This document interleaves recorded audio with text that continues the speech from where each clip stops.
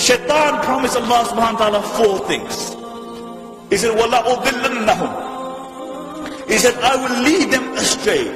And you look at majority of humanity today, instead of becoming the servants of Rahman, they are the servants of Shaitan.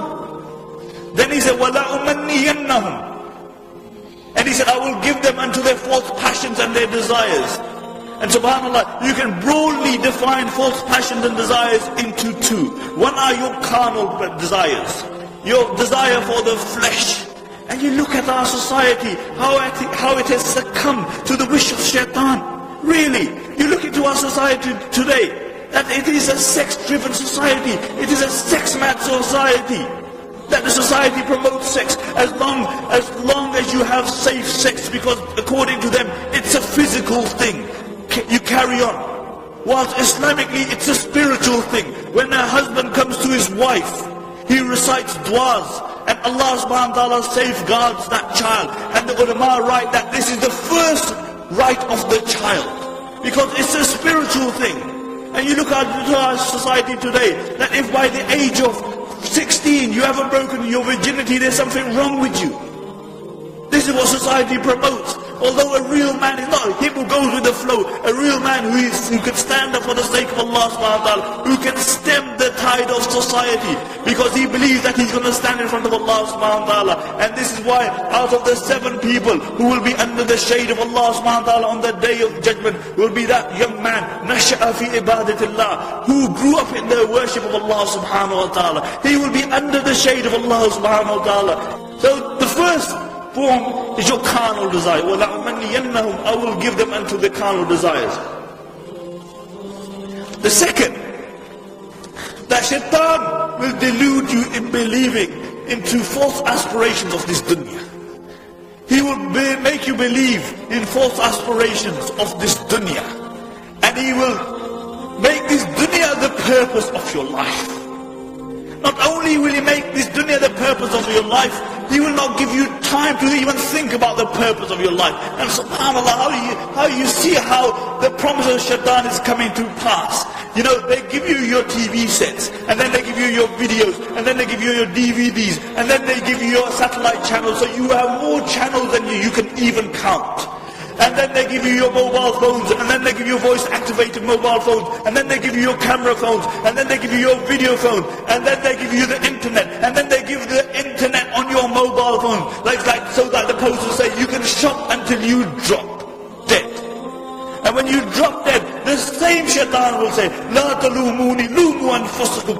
Don't blame me, blame yourself.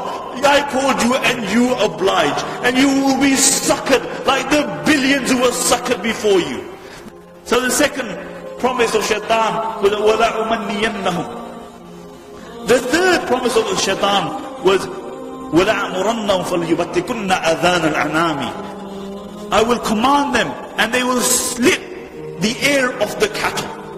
What the mushrikeen would do is that they would slit the ear, and they would slit the animal, and they would let on the name of their gods, and they would let it walk. And wherever it fell, it was halal for the males and it was haram for the women. This is what they would do. The author of Tafsir Mazri mentions that this means that a time will come where Shaitan will tell man to disfigure the creation of Allah subhanahu wa ta'ala. And you see this today, really. You look into our society, a consumer society, where they try to create chickens without feathers. They tried to create chickens without feathers. Where recently in Switzerland they found a fruit fly, and from that fruit fly they found a gene which they dubbed eyeless. And when they noted that wherever they injected this gene, an eye would grow. And they injected this gene on 14 places of this dragon, or this fruit fly. And on 14 places on the anatomy of the fruit fly, eyes grew. See, this is man playing God, playing with the creation of Allah subhanahu wa ta'ala. But it doesn't stop there. You look at those who reach the pinnacle of success. Really, look at those people who reach the pinnacle of success. Those like Michael Jackson. You know, this guy was a good looking person a few years ago.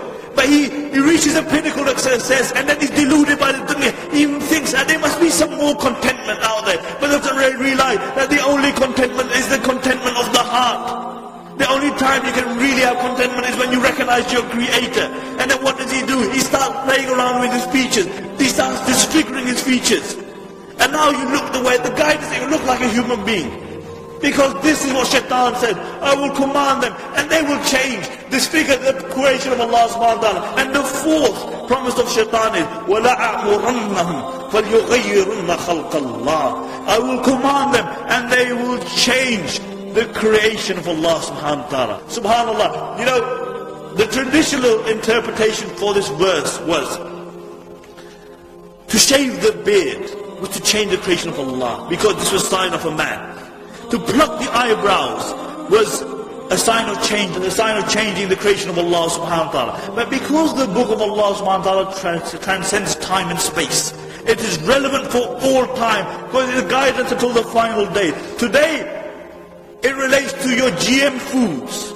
This is changing the normal process, changing the creation of Allah subhanahu wa ta'ala. See, when they take the antifreeze gene from the Arctic fish, and they inject it into your tomatoes so they have longer shelf lives, this is playing with the creation of Allah subhanahu wa ta'ala. Because believe it or not, fish don't have relationships with tomatoes. It doesn't work like that. This is GM food, you're playing with the creation of Allah subhanahu wa ta'ala. And this was the fourth promise of Shaitaan. And you see it coming to pass with it. What greater change could there be? That a man becomes a woman and a woman becomes a man.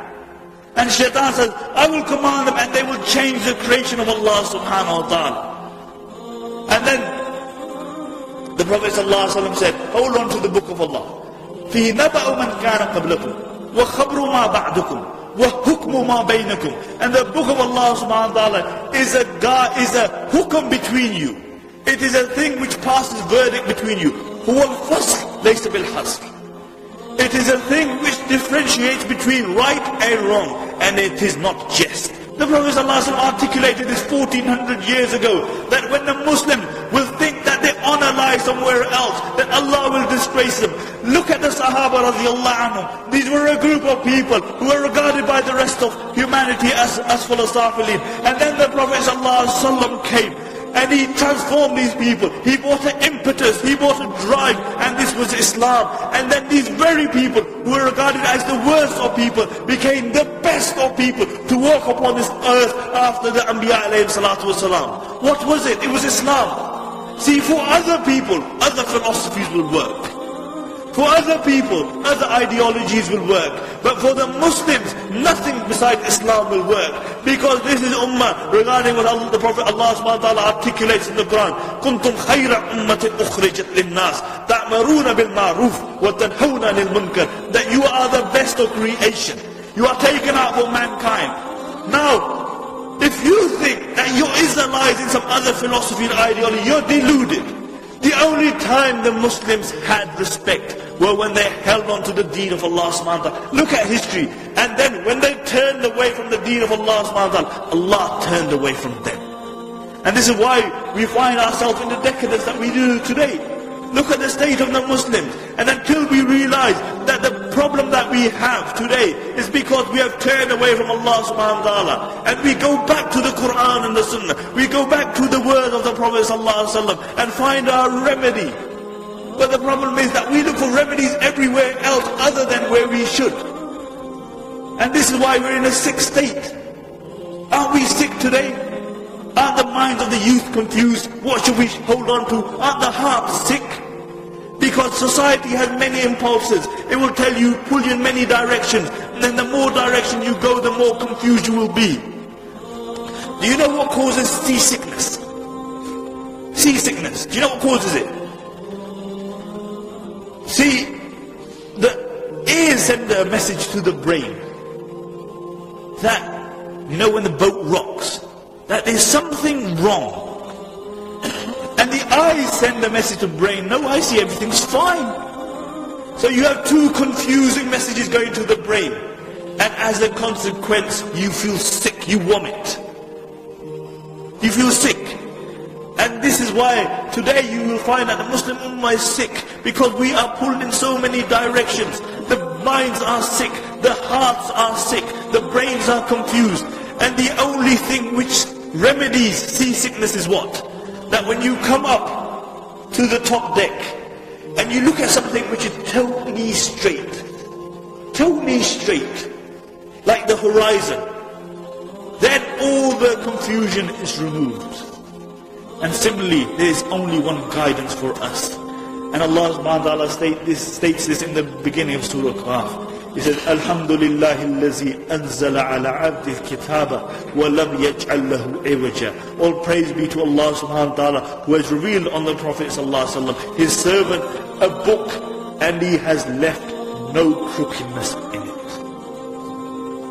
And until we return to a book which has no crookedness, we will remain in the confusion that we find ourselves in today. May Allah subhanahu wa ta'ala make us from amongst those who follow the sunnahs of the Prophet sallallahu alaihi wasallam. May Allah subhanahu wa ta'ala make us from amongst those in a time of fitna. Go back to the book of Allah subhanahu wa ta'ala. May Allah subhanahu wa ta'ala keep us united in this dunya. And may Allah subhanahu wa ta'ala reunite us in Jannatul Firdaus. Subhanakallah wa bihamdika.